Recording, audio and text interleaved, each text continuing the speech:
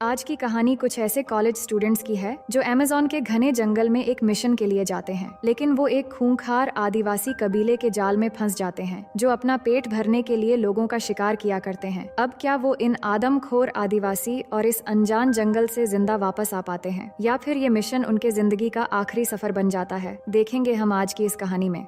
Hello दोस्तों, मेरा नाम है इशिता और कहानी की शुरुआत में हमें अमेज़न के जंगल में दो आदिवासी लोगों को दिखाए जाते हैं जो फल इकट्ठा कर रहे होते हैं। तभी वो देखते हैं कि कुछ लोग जेसीबी की मदद से जंगल को बर्बाद कर रहे हैं ताकि यहाँ से क्रूड ऑयल निकाला जा सके। अब सीन शिफ्ट होता है और हमें कुछ कॉलेज स्टूडेंट दिखाए जाते हैं जो सेव अमेज़न नाम का ग्रुप बनाकर जंगल को बचाने के लिए प्रोटेस्ट कर रहे हैं। इस प्रोटेस्ट को एलेजेंड्रो और उसकी गर्लफ्रेंड लीड कर रहे होते हैं। यहाँ एक घर में हम जस्टिन नाम की एक लड़की को देखते हैं जो इस प्रोटेस्ट की आवाज सुनकर खिड़की से देखने लगती है। उसके रूम में उसकी दोस्त केसी भी होती है। उसके बाद दोनों तैयार होकर कॉलेज के लिए निकलती हैं। जस्टिन बाहर एलेजेंड्रो को देखकर उसे पसंद करने लगती है क्योंकि वो और उसका ग्रुप अमेज़न के जंगल को बचाने का काम कर रहे हैं। जस्टिन सोचती है कि ऐसे काम करने वाला इंसान अच्छा हो सकता है और वो भी इस काम में एलेजेंड्रो के साथ शामिल होना चाहती है। लेकिन केसी इस ग्रुप को पसंद नहीं करती क्योंकि उसे लगता है कि वो सिर्फ पब्लिसिटी पाने के लिए ऐसा कर रहे हैं। इसके बाद दोनों क्लास में लेक्चर अटेंड करने जाती हैं, जहाँ प्रोफेसर सभी स्टूडेंट्स को एक जंगली कबीले के बारे में बताने लगती हैं। प्रोफेसर बताती हैं कि अमेज़न के जंगल के एक कबीले में लड़कियों को शुद्धिकरण के नाम पर बहुत अत्याचार किया जाता है और 40 दिनों तक उन्हें कुछ इस तरह रखा जाता है जिससे उन्हें बहुत ही ज्यादा तकलीफ सहना पड़ता है। जस्टिन कहती है कि उसके डैड यूनाइटेड नेशंस में लॉयर हैं जिनकी मदद से वो इन लड़कियों के लिए प्रोटेस्ट कर सकते हैं। इस पर प्रोफेसर बताती हैं कि ये कबीला अमेज़न के जंगल में है जहाँ कई कबीले रहते हैं, इसलिए एक अकेला लॉयर कुछ नहीं कर सकता। अब लेक्चर खत्म होते ही जब जस्टिन और केसी बाहर निकलती हैं, तभी जोना नाम का एक स्टूडेंट आकर जस्टिन को सेव अमेज़न ग्रुप का एक टेम्पलेट देकर उसे ज्वाइन करने के लिए कहता है। पहले जस्टिन मना कर देती है, लेकिन जब जोना बताता है कि ये एलेजेंड्रो ने भेजा है और आज शाम को एक मीटिंग भी है, तो जस्टिन मान जाती है। फिर शाम को एलेजेंड्रो अपने ग्रुप मेंबर्स के साथ मीटिंग करने लगता है जिसमें जस्टिन भी शामिल होती है। एलेजेंड्रो बताता है कि अमेज़न के जंगल के अलग अलग हिस्सों में कई आदिवासी रहते हैं, लेकिन एक प्राइवेट कंपनी क्रूड ऑयल निकालने के लिए जंगल के बड़े बड़े हिस्सों को बर्बाद कर रही है। अगर ऐसा हुआ तो उन आदिवासी और जंगल दोनों ही बर्बाद हो जाएंगे, इसलिए हमें वहाँ जाकर उनकी हरकतों को लाइव स्ट्रीम करना होगा ताकि पूरी दुनिया को सच्चाई दिखाई जा सके और उनका काम रुक सके। एलेजेंड्रो के इस प्लान को सुनकर सभी अगले दिन जाने के लिए तैयार हो जाते हैं। अब रूम में लौटकर जस्टिन अपने डैड को फोन करती है और उन्हें बताती है कि वो अगले दिन अपने दोस्तों के साथ एक ट्रिप पर जा रही है। अगले दिन प्लान के मुताबिक सभी लोग फ्लाइट वाली जगह पर पहुंच जाते हैं, जहां से एलेजेंड्रो का दोस्त कार्लोस उन्हें एक प्राइवेट प्लेन से लेकर जाने वाला था। तो सभी प्लेन में बैठते हैं और अपने आगे का सफर शुरू करते हैं। फिर प्लेन से उतरने के बाद सभी लोग ऑटो के जरिए एक रेस्टोरेंट की तरफ बढ़ने लगते हैं। इस दौरान वो बहुत खुश होते हैं क्योंकि ये सफर उन्हें एडवेंचर जैसा लग रहा था। रेस्टोरेंट पहुंचकर वो खाना खाते हैं। तभी उनके एक ग्रुप मेंबर लार्स को ड्रग्स चाहिए थी, तो कार्लोस उसे ड्रग्स का एक पैकेट दे देता है। इसके बाद डैनियल सभी का फोन लेता है ताकि सभी के फोन से एक साथ लाइव स्ट्रीमिंग की जा सके। एलेजेंड्रो बताता है कि वहाँ सिग्नल नहीं रहेगा, इसलिए हम पहले उनके राडार को हैक करेंगे और उन्हीं के सिग्नल से लाइव स्ट्रीमिंग करेंगे। सभी के पास एक जैसा मास्क भी रहेगा ताकि मीडिया में हम आसानी से पहचान में आ सकें। फिर रेस्टोरेंट से निकलकर सभी लोग बोट की मदद से जंगल की ओर बढ़ने लगते हैं। थोड़ी देर बाद वो उस जगह के पास पहुंच जाते हैं जहां सभी अपना ड्रेस चेंज करके उन वर्कर्स के जैसे कपड़े पहन लेते हैं जो वहां पहले से काम कर रहे हैं। इसके बाद वो कंस्ट्रक्शन साइट पर पहुंचते हैं जहां सभी वर्कर्स लंच कर रहे होते हैं। वो उन्हें पहचान नहीं पाते क्योंकि सभी ने वर्कर्स की तरह ही कपड़े पहने हुए थे। फिर एक साइड में जाकर कारा सभी को जंजीर और ताला देने लगती है, लेकिन जस्टिन को वो अपने पास रखी हुई एक ताला देती है। जिसके बाद सभी लोग अपने आप को जंजीर से पेड़ में बांध लेते हैं और खुद को लॉक भी कर लेते हैं, पर जस्टिन खुद को लॉक नहीं कर पा रही थी। इसके बाद सभी लोग कैमरे की मदद से लाइव स्ट्रीमिंग करने लगते हैं और सेव अमेज़न कहकर चिल्लाने लगते हैं। ये देखकर कंपनी के सिक्योरिटी गार्ड गन लेकर उनके पास आते हैं, पर वो देखते हैं कि कैमरा ऑन है और लाइव स्ट्रीमिंग चल रही है, इसलिए वो शूट नहीं कर पाते। वो उन्हें हटाने की कोशिश करते हैं, लेकिन सभी ने खुद को लॉक किया होता है, इसलिए उन्हें कोई भी नहीं हटा पाता। तभी एक गार्ड जस्टिन के पास आकर देखता है कि वो लॉक्ड नहीं है और उसकी मोबाइल तोड़कर गन पॉइंट कर देता है। ये देखकर एलेजेंड्रो कैमरा उसकी तरफ घुमाकर लाइव स्ट्रीमिंग में कहता है, इस लड़की के डैड यूनाइटेड नेशंस में लॉयर हैं और वो जंगल को बचाना चाहती है, लेकिन ये लोग उसे मार देना चाहते हैं। तभी गार्ड के लीडर को उनके हेड का एक फोन आता है, जिसके बाद वो सभी गन हटा लेते हैं और इस तरह एलेजेंड्रो और उनका ग्रुप बच जाता है। इसके बाद आर्मी आकर सभी को पकड़कर वापस भेज देती है। वहीं कार्लोस प्लेन के साथ उनका इंतजार इंतजार कर रहा होता है, जहाँ पर आर्मी उन्हें सेफली पहुँचा देते हैं और सभी प्लेन में बैठकर अपने घर की ओर रवाना हो जाते हैं। प्लेन में सभी बहुत ज्यादा खुश हो जाते हैं क्योंकि उनका प्लान सक्सेसफुल हो गया है और सब मिलकर एंजॉय करते हुए ड्रिंक करने लगते हैं। लेकिन जस्टिन अभी भी दुखी होकर बैठी हुई थी क्योंकि एलेजेंड्रो ने उसे आधा प्लान बताया और उसका यूज किया। अब प्लेन बीच रास्ते पर ही था, तभी अचानक प्लेन के प्रोपेलर पर आग लग जाती है, जिससे प्लेन अनकंट्रोल होकर नीचे गिरने लगता है और प्लेन नीचे आकर पेड़ से टकराकर बीच में से टूट जाता है। अब इस एक्सीडेंट की वजह से इनके बहुत सारे साथी मारे जाते हैं और जो बचे हुए थे वो बहुत बुरी तरह जख्मी हो जाते हैं। इसके बाद वो किसी तरह बाहर निकल आते हैं। कारा ये सब देखकर बहुत ज्यादा डर गई थी, जिसे एलेजेंड्रो शांत करने की कोशिश कर रहा होता है और वो सबसे कहता है कि जीपीएस डिवाइस ढूंढो, इससे हमें मदद मिल सकती है। पर इसी बीच कारा को जंगल में कोई नजर आता है, जिसे देखकर वो मदद मांगने के लिए आगे बढ़ने लगती है, पर एलेजेंड्रो उसे रोकने के लिए जाता है। इतने में एक तीर आकर सीधे कारा के गर्दन के आर पार हो जाती है। ये सब देखकर सभी वहाँ से भागने की कोशिश करते हैं, लेकिन देखते ही देखते सभी लोगों को भी तीर लगने लगता है। इसी बीच डैनियल को जीपीएस मिल जाता है, पर अचानक उसे भी एक तीर लग जाता है, जिससे वो बेहोश हो जाता है। जस्टिन भाग रही होती है, पर आखिर उस पर भी तीर लगने की वजह से वो बेहोश होकर गिर जाती है। फिर जब जस्टिन होश में आती है तो वो खुद को एक नाव पर देखती है, जिसे कुछ भयानक दिखने वाले कबीले के लोग अपने साथ लेकर जा रहे होते हैं और उसके साथ बचे हुए साथियों को भी वो कबीले वाले अलग अलग नाव से लेकर जा रहे थे। कुछ देर में ये लोग नदी के एक किनारे पहुंच जाते हैं, जहां पर बहुत सारे कबीले वाले इनका इंतजार कर रहे होते हैं। ये सब देखकर वो बहुत ज्यादा डर जाते हैं क्योंकि कबीले वालों ने इनको पकड़ लिया था और ये लोग यहाँ से भाग भी नहीं सकते थे। यहाँ पर उन्हें लटकी हुई कंकाल और सर नजर आती है, जिससे वो समझ जाते हैं कि ये आदमखोर कबीले वाले हैं और वो बहुत बुरी तरह फंस चुके हैं और अब वो चिल्लाने के अलावा कुछ भी नहीं कर सकते थे। इसके बाद कबीले वाले इनको अपनी बस्ती में लेकर चले जाते हैं, जहाँ ये खूंखार लोग इनको अजीब तरह से टच करने लगते हैं, जिससे इनकी हालत और भी ज्यादा खराब होने लगती है। फिर जैसे ही कबीले की एक फीमेल लीडर वहाँ पर आती है तो सब कबीले वाले शांत हो जाते हैं और वो औरत उन्हें ध्यान से देखने के बाद एक लकड़ी के पिंजरे में बंद करवा देती है। इन्हें कुछ भी समझ नहीं आ रहा था कि अब इनके साथ ये लोग क्या करेंगे। फिर इनकी नजर जोना पर जाती है, जिसको कबीले वाले कुछ पिलाते हैं और फिर एक पत्थर पर लेटा देते हैं। जोना समझ रहा था कि उसे खाने के लिए कुछ दिया गया है, लेकिन फिर कबीले के कुछ मर्द आकर उसके हाथ पैर पकड़ लेते हैं और उसी वक्त वो फीमेल लीडर भी वहाँ आती है और उसकी एक आंख खोलकर अपने साथियों को दिखाने लगती है, जो देखकर जोना के साथी चिल्लाने लगते हैं। फिर कबीले का सरदार आकर जोना के हाथ पैर को एक एक करके अलग कर देता है और उसके बाद उन हिस्सों को साफ करके पकाने के लिए भट्टी में डाल दिया जाता है। ये सब कुछ देखकर उन लोगों को समझ में आ जाता है कि वो बहुत बड़ी मुसीबत में फंस चुके हैं, जहाँ से जिंदा बचकर निकलना नामुमकिन है। और ऐसे ही ये दिन किसी तरह से बीत जाता है और रात हो जाती है, जहाँ सभी बहुत परेशान थे। लार्स कहता है कि यहाँ पर फंसने की बजाय अगर हम प्लेन क्रैश होकर खत्म हो जाते तो अच्छा होता। फिर इस प्रॉब्लम के लिए सब एलेजेंड्रो को ब्लेम करने लगते हैं, क्योंकि इसी की वजह से वो यहाँ फंस गए। जिसके बाद एलेजेंड्रो सबको सच्चाई बताता है कि अनफॉर्चुनेटली प्लेन क्रैश में कार्लोस मारा गया, लेकिन मैं कार्लोस के साथ मिला हुआ था। असल में ये सब उसी का प्लान था, ताकि हमें पब्लिसिटी मिले और उस प्राइवेट कंपनी को हटा देने के बाद कार्लोस की कंपनी वहाँ आकर क्रूड ऑयल निकाल सके। लेकिन उसके कंपनी में और भी पार्टनर्स है जो 3 दिन में यहाँ तक पहुँच जाएंगे, जिसके बाद वो हमें इन कबीले वालों से बचा लेंगे। अब ये सब कुछ सुनकर डैनियल और बाकी सब उस पर भड़क जाते हैं, पर सैमांथा उसे शांत कराती है और कहती है, इस लालची को मारकर क्या फायदा, हम इस पिंजरे से निकल सकते हैं। और फिर जैसे ही वो पिंजरे से बाहर जाने की कोशिश करती है, कबीले का एक पहरेदार उसे तीर मारकर बेहोश कर देता है। फिर अगली सुबह का सीन देखते हैं, जहाँ नींद खुलते ही जस्टिन को उस कबीले का एक लड़का दिखाई देता है, जो उसकी लॉकेट में लगी फ्लूट को देख रहा था। तो जस्टिन उसके साथ में बहुत प्यार से पेश आती है। तभी कबीले का सरदार पिंजरे के अंदर आता है और तीनों लड़कियों को पकड़कर बाहर ले जाता है, जहाँ पर वो फीमेल लीडर आकर उन तीनों को एक एक करके चेक करने लगती है। लेकिन आखिर उन तीनों में सिर्फ जस्टिन ही वर्जिन होती है, जो देखकर सभी कबीले वाले खुशी से चिल्लाने लगते हैं। फिर वो लोग उसे बेहोश करके अपने साथ ले जाते हैं और बाकी 2 लड़कियों को फिर से पिंजरे में बंद कर देते हैं। अब पिंजरे के अंदर आने के बाद समांता को बाहर निकालने के लिए डैनियल एक प्लान बनाता है। वो एलेजेंड्रो के फोन में म्यूजिक बजाता है और लार्स उस फोन को झाड़ियों के पीछे फेंक देता है, जिससे वो पहरेदार उसे लेने के लिए चला जाता है। और इसी मौके से समांता पिंजरे से निकलकर भागने लगती है और काफी मुश्किल के बाद वो जैसे ही एक नाव तक पहुंचती है, तभी कबीले वाले उसे पकड़ लेते हैं। दूसरी तरफ कुछ देर के बाद जस्टिन को वापस से पिंजरे में बंद कर देते हैं, लेकिन जब उसके साथी पूछते हैं कि उन्होंने तुम्हारे साथ क्या किया, तो जस्टिन को कुछ भी याद नहीं होता कि इतनी देर तक उन्होंने उसके साथ क्या किया। फिर कबीले के कुछ बच्चे आकर सबको खाना देते हैं, जो किसी चीज का पका हुआ मांस था और इसे खाने के अलावा उनके पास और कोई रास्ता नहीं था। तो भूख की वजह से सभी खाने लगते करते हैं, पर एमी जब खाती है तो उसे बर्तन के अंदर समानता का टैटू नजर आता है, जिससे वो समझ जाती है कि इन लोगों ने समानता को पकड़कर खत्म कर दिया है। लेकिन वो जोना और समानता के जैसे मरना नहीं चाहती थी, इसलिए उस बर्तन को तोड़कर उसके एक टुकड़े से सुसाइड कर लेती है। ये सब देखकर उसके बाकी दोस्त बहुत दुखी हो जाते हैं, पर वो भी क्या कर सकते थे। लेकिन इसके बाद उन्हें एक आइडिया आता है, जिसमें वो और डेनियल मिलकर लार्स के पास रखी हुई उस ड्रग्स पैकेट को एमी की बॉडी में डाल देते हैं, ताकि कबीले वाले जैसे ही उसको खाएंगे तो उन्हें नशा हो जाएगा और इस मौके से वो भाग जाएंगे। इसके बाद कबीले का सरदार आता है और एमी को ले जाकर भट्टी में डाल देता है। फिर सभी मिलकर बहुत मजे से खाने लगते हैं, पर कुछ समय के अंदर उन पर नशा चढ़ने लगता है और धीरे धीरे सब बेहोश होने लग जाते हैं। और इसी मौके का फायदा उठाकर ये सब पिंजरे से बाहर निकलने लगते हैं। पर जस्टिन और डेनियल के बाहर आते ही एलेजेंड्रो एक तीर से लार्स को बेहोश करके अंदर रख लेता है, क्योंकि वो कार्लोस के आदमी यहाँ पहुँचने के बाद ही जाना चाहता था। डेनियल और जस्टिन को इस पर गुस्सा आता है, लेकिन वो मजबूरी और कम समय की वजह से वहाँ से निकलकर भागना शुरू कर देते हैं। अब लार्स को जब होश आता है तो वो खुद को पिंजरे के बाहर देखता है, जहाँ पर 2 कबीले वाले बैठे होते हैं। ये देखकर वो डर के मारे वहाँ से भागना शुरू कर देता है, लेकिन सारे कबीले वाले उसे पकड़ लेते हैं और चारों तरफ से घेर कर वहीं पर उसका काम तमाम कर देते हैं। पर एलेजेंड्रो कुछ भी नहीं करता, क्योंकि लार्स को पिंजरे के बाहर उसी ने रखा था, ताकि कबीले वाले पहले लार्स को खत्म कर दें और उसे थोड़ा और समय मिल जाए। दूसरी तरफ हम डैनियल और जस्टिन को देखते हैं, जो भागते भागते उस जगह तक पहुंच जाते हैं जहां उनका प्लेन क्रैश हुआ था। वहां पर देखते हैं कि उनके जो साथी प्लेन क्रैश में मारे गए थे, उनको कबीले वालों ने बहुत बेरहमी से डंडों में लटका कर रख दिया है। और वहीं पर डैनियल को जीपीएस भी मिल जाता है, लेकिन उसकी बैटरी खत्म हो चुकी थी। इसके बाद वो अपने मरे हुए साथियों के पॉकेट्स में फोन ढूंढने लगते हैं और जस्टिन को कारा के पॉकेट में फोन मिल जाता है। लेकिन इतने में कबीले वाले फिर से वहाँ पर आने लगते हैं और इसी बीच कारा की डेड बॉडी जस्टिन के ऊपर गिर जाती है। डैनियल उसे बाहर निकाल ही रहा था कि कबीले वाले उन तक पहुंचकर दोनों को बेहोश कर देते हैं। फिर होश में आने पर जस्टिन खुद को बंधी हुई पाती है और कबीले की एक मोटी सी औरत उस पर कुछ सफेद रंग की लेप लगा रही होती है। ये सब देखकर जस्टिन बहुत घबराने लगती है। वहीं दूसरी तरफ कबीले का सरदार डेनियल को एक लकड़ी से बांधकर हरे रंग का एक पेस्ट लगा देते हैं, जिस वजह से डेनियल के ऊपर चींटियां आकर काटने लगती हैं और वो तड़पते हुए चिल्लाने लगता है। इधर जस्टिन को सफेद लेप लगाकर उनके हिसाब से तैयार कर दिया जाता है, जिसके बाद वो फीमेल लीडर जस्टिन के पास आती है और उसका शुद्धिकरण करने वाली होती है, जिससे डर के मारे जस्टिन चिल्लाने लगती है। लेकिन उसी बीच चिल्लाते हुए कबीले का एक आदमी आता है, जिससे वो लीडर वहाँ से बाहर चली जाती है। यहाँ पर हम देखते हैं वो आदमी आकर लीडर को कुछ बताता है, जिसके बाद वो अपने सभी लोगों को हथियार उठाने के लिए कहती है और सभी कबीले वाले अपने हथियार लेकर जंगल की तरफ निकलने लगते हैं। लेकिन कुछ लोग कबीले की निगरानी के लिए रुक जाते हैं। ये देखकर एलेजेंड्रो समझता है कि शायद कार्लोस के कंपनी के लोग यहाँ आसपास पहुँच गए हैं और अब वो बाहर निकलना चाहता था, लेकिन पहरेदार उस पर ताक लगाए देख रहे थे। अब कबीले में सिर्फ कुछ बच्चे और औरतें रुकी हुई थीं और उसी समय वो लड़का जिसके साथ जस्टिन प्यार से पेश आई थी, वो जस्टिन का हाथ खोल देता है, जिसके बाद जस्टिन सबको चकमा देकर उस बच्चे की मदद से वहाँ से निकल जाती है। फिर वो डैनियल को भी अपने साथ ले जाना चाहती थी, पर वो बहुत बुरी तरह जख्मी हो चुका था, इसलिए वो जस्टिन को पॉकेट से फोन लेकर वहाँ से जाने को कहता है और उससे रिक्वेस्ट करता है कि प्लीज जाने से पहले मुझे खत्म कर देना, ताकि मुझे मुक्ति मिल जाए। लेकिन जस्टिन ऐसा नहीं कर पाती, मगर वो कबीले वाला लड़का डैनियल को मार देता है ताकि उसे दर्द से छुटकारा मिल जाए। इसके बाद जस्टिन उस बच्चे के साथ निकलने लगती है, जो देखकर एलेजेंड्रो उसे भी आजाद करने की रिक्वेस्ट करता है, लेकिन जस्टिन नहीं सुनती, क्योंकि उसी के लालच की वजह से ये सब हुआ है। फिर वो उसे वहीं छोड़कर वहाँ से भागने लगती है। काफी दूर जाने के बाद वो लड़का जस्टिन को आगे जाने का रास्ता बता देता है और वो लॉकेट भी वापस करने लगता है जो उसने पसंद करके रख लिया था, लेकिन जस्टिन उसे थैंक यू बोलकर वो लॉकेट वापस कर देती है। इसके बाद वहाँ से किसी तरह भागते हुए जस्टिन कंस्ट्रक्शन साइट की तरफ पहुँच जाती है, जहाँ पर उस कंपनी के लोग अभी भी थे और वो कबीले वालों को मार रहे थे। ये सब देखकर वो उन्हें फायरिंग रोकने के लिए कहती है और फोन से लाइव वीडियो टेलीकास्ट करने की एक्टिंग करने लगती है और उन्हें बताती है कि मैं एक अमेरिकन हूँ और तुम लोग अब लाइव वीडियो पर हो और तुम्हें सारी दुनिया देख रही है। इसके बाद उनका लीडर गन पॉइंट करके जस्टिन को फोन देने के लिए कहता है, पर उनके पकड़ने से पहले जस्टिन जानबूझकर फोन को नीचे गिरा देती है, जिससे उन लोगों को उसकी सच्चाई पता नहीं चल पाती। फिर वो लीडर फोन उठाकर देखता है कि फोन टूटकर बंद हो गया है, यानी कि इस लड़की को मार दिया गया तो हम सारी दुनिया के सामने मुसीबत में पड़ सकते हैं। फिर कुछ देर बाद जस्टिन को ले जाने के लिए वहाँ पर एक हेलीकॉप्टर आता है। तब उसका क्रू जस्टिन से पूछता है, क्या तुम इस जंगल में अकेली थी? जिस पर जस्टिन जानबूझकर हाँ बोल देती है। इसके बाद उसे हेलीकॉप्टर से शहर की तरफ ले जाने लगते हैं। वहीं एलेजेंड्रो हेलीकॉप्टर को देखकर पिंजरे के अंदर से हेल्प के लिए चिल्लाता रह जाता है, लेकिन उसकी आवाज कोई भी नहीं सुन पाता। फिर जस्टिन को वहाँ से न्यूयॉर्क लाया जाता है, जहाँ पर उसके फादर और कुछ गवर्नमेंट के लोग उससे पूछताछ करने लगते हैं। जस्टिन बताती है कि प्लेन क्रैश होने के बाद जंगल में सिर्फ मैं ही अकेली सर्वाइवर थी। मैं बेहोश हो गई थी। फिर जब आंख खुली तो मैं कबीले वालों के पास थी। उन्होंने बहुत अच्छे से मेरा ख्याल रखा और खाना भी खिलाया, और मैं जितने भी दिन उन लोगों के साथ में रही, मुझे कोई भी परेशानी नहीं हुई। वो कबीले वाले लोग बहुत अच्छे इंसान हैं और उन्हें भी अपने हिसाब से जीने का हक है, लेकिन कंपनी वाले अपने फायदे के लिए उनको तबाह करने में लगे हुए हैं। फिर एक ऑफिसर पूछता है, क्या वो कबीले वाले आदमखोर जैसे दिखते हैं? जिस पर जस्टिन कहती है, नहीं, बस वो हमसे थोड़े अलग है। असल में जस्टिन ये सब बताकर उन आदिवासी और जंगल को बचाना चाहती थी, और वो जानती थी कि उसके ऐसा कहने से उस कंपनी को रोक दिया जाएगा जो आदिवासी और जंगल को तबाह कर रहे हैं, क्योंकि सबके जीने का अपना अपना तरीका होता है और उन आदिवासियों को जैसे अच्छा लगता है वो वैसे ही अपनी जिंदगी गुजारते हैं और यही उनके जीने का तरीका है। फिर अगले सीन में जस्टिन सुबह उठकर एक सोशल एक्टिविटीज ग्रुप को देखती है जो एलेजेंड्रो की फोटो वाली टी शर्ट पहने हुए थे। फिर मूवी के आखिरी सीन में दिखाया जाता है कि जस्टिन को एलेजेंड्रो की बहन लूसिया का कॉल आता है, जहाँ पर वो एक सैटेलाइट फुटेज दिखाती है और कहती है कि मुझे इस फोटो में एलेजेंड्रो दिखाई दे रहा है, जहाँ पर हम देखते हैं कि एलेजेंड्रो ने उन कबीले वालों की तरह शरीर पर काले रंग लगा लिया है। और इसी के साथ कहानी यहीं पर खत्म हो जाती है। तो दोस्तों, मैं उम्मीद करती हूँ कि ये कहानी आपको बेहद पसंद आएगी।